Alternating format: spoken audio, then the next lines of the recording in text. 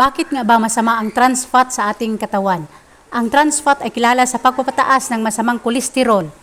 Ang mataas na antas ng kolesterol ay nagdudulot ng mga panganib sa puso at mga sakit sa sirkulasyon tulad ng atherosclerosis at atake sa puso.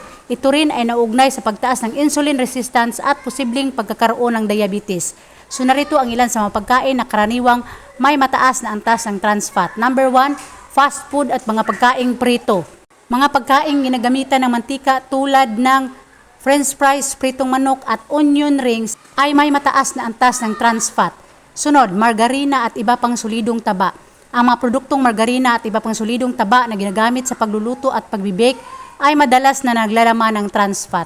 Sunod, mga baked goods. Ilan sa mga paboritong mga pagkain tulad ng mga donut, pie, pandesal at iba pang mga tinapay ay maaring mayaman sa trans fat. Sunod, mga junk food.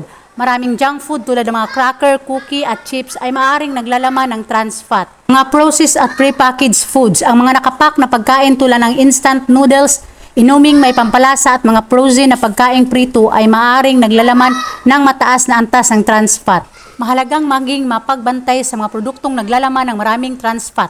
Sa halip, piliin ang mga pagkaing mababa o walang trans fat o piliin ang mga natural na mapagkukunan ng taba tulad ng mga mantikang olive oil at coconut oil. Thanks for watching. God bless.